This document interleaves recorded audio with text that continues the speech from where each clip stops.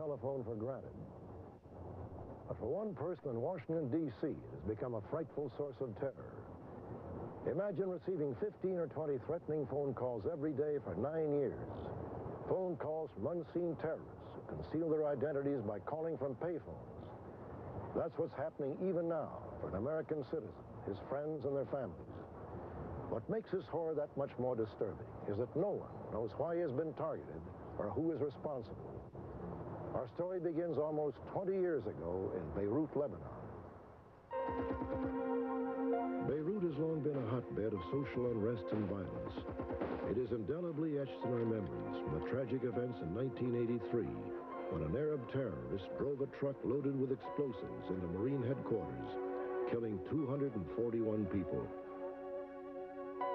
9 years earlier, Bashir Khoushakji and his wife Gail, both American citizens, had moved to Beirut. Gail was a professional singer who entertained at the Phoenicia Hotel, a well-known gathering place for Middle East diplomats and arms dealers. Shortly after midnight on July 1st, 1974, Bashir was on his way to pick up his wife at a party hosted by a Saudi princess.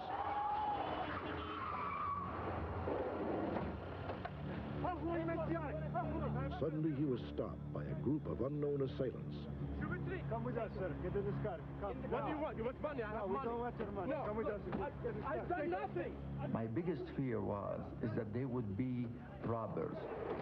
And at the same time, I don't think anybody can dare to hurt me. I'm a U.S. citizen, and I'm not guilty of anything. And I'm sure as soon as we get somewhere, wherever they're taking me, I can explain myself.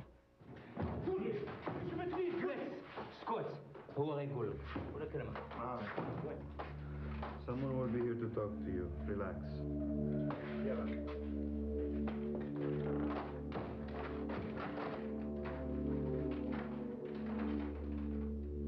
Bashir was now in the same frightful situation in which dozens of Westerners would find themselves over the years.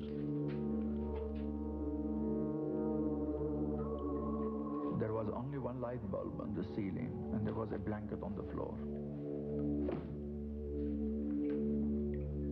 All what I hope is that it has something to do with politics, so then I explain myself, and they will find out immediately I'm not a politician.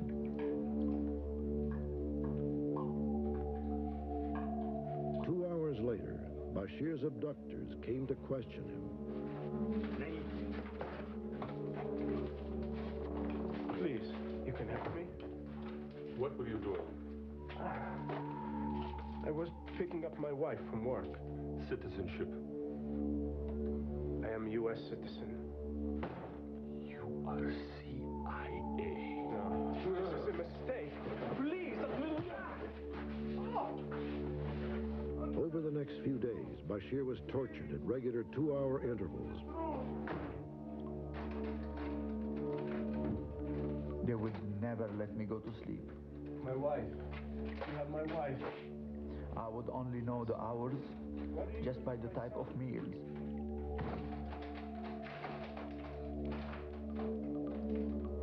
On the 5th day of his captivity, Bashir began to hallucinate, imagining that he heard the anguished screams of his family.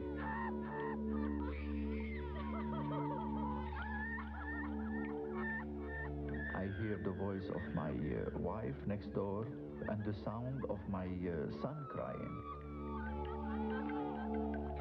So at that time I said, I can't see this anymore. So I just want to die myself.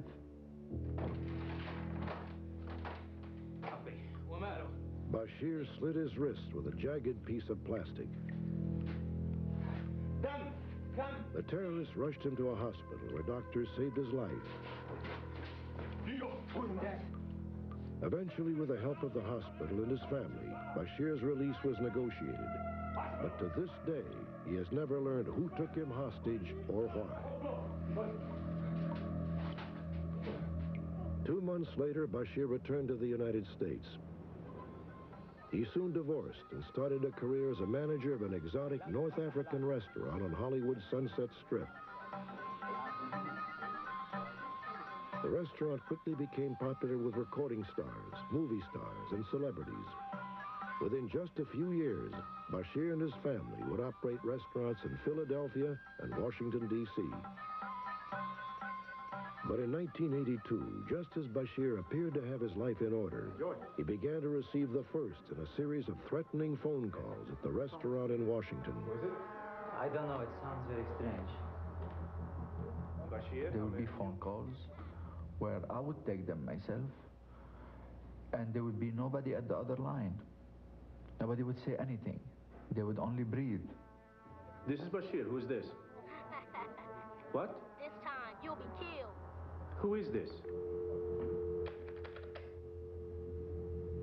But little by little, it's escalated to be like more direct, mentioning names of all past friends, mentioning name of acquaintance that I haven't seen for a long time.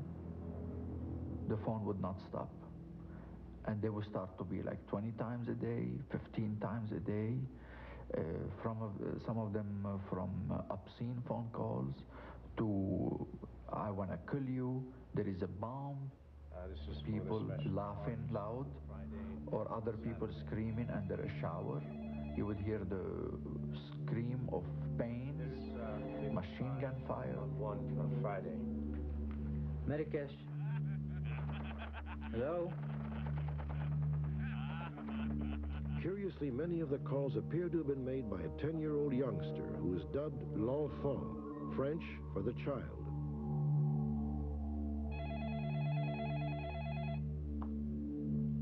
The calls continued, becoming more sinister, more menacing. Marrakesh?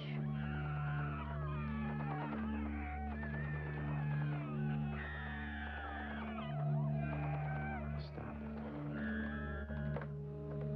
It immediately triggered the kidnapping at that time.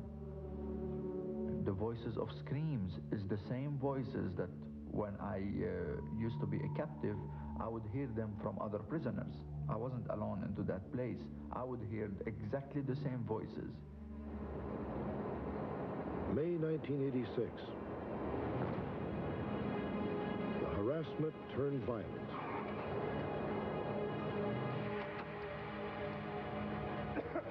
I opened the hood quickly. I got burned, but I had to cut the wires because I knew the flame was coming out of the wires. It was very close to the gas that would make the Jeep explode. When I took the car the next day to the mechanic, he said, it looks somebody has tampered with the wires here. It looks like it's really somebody wanted to hurt you.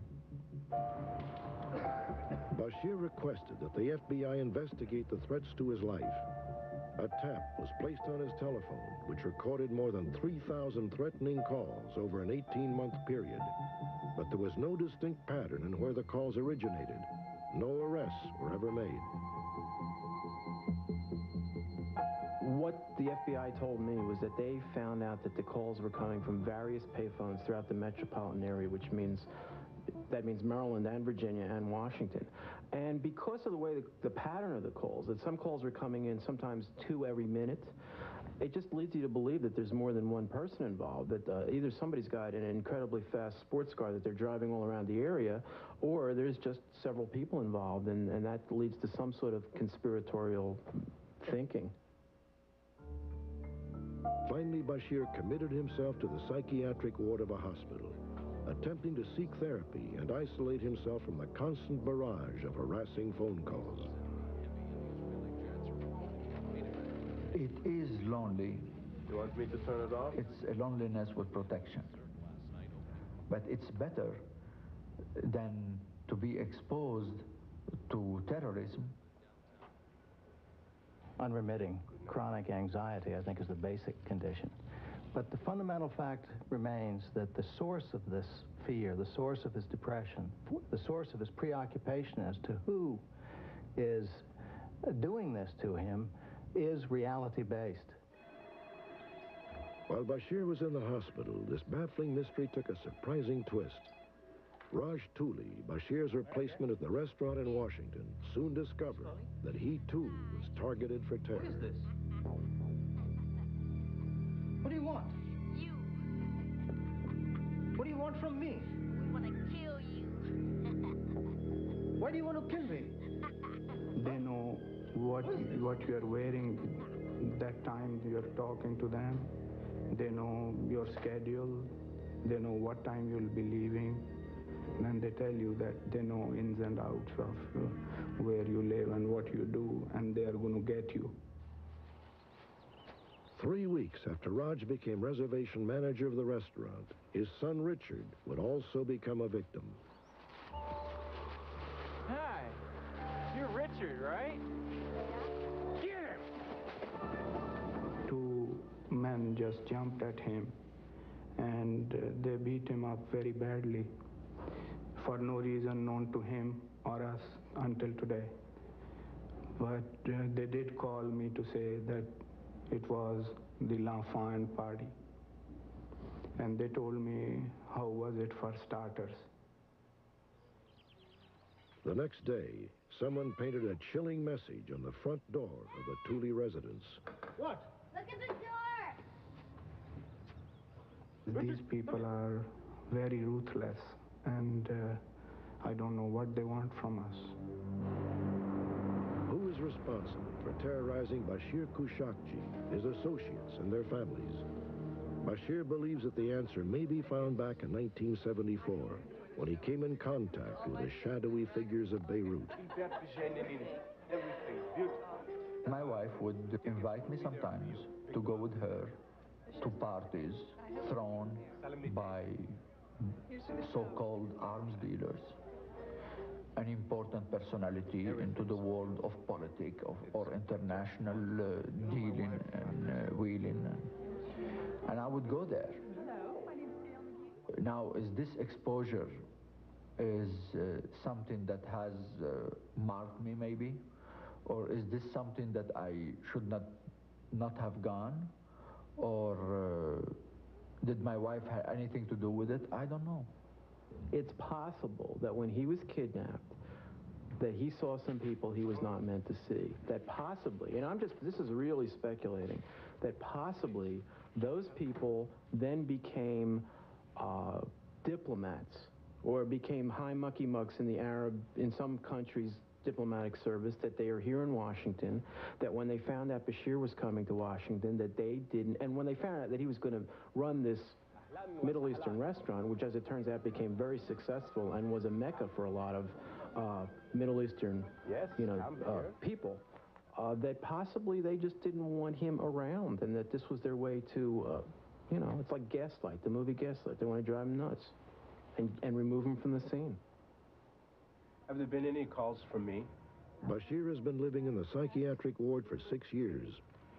The first 2 were from L'Enfant, but the third was from Dr. Wiley. Fine. The terrorists have found a way to harass him, even behind the protective walls of the hospitals. To this day, Bashir continues to receive an average of 7 calls every week from L'Enfant.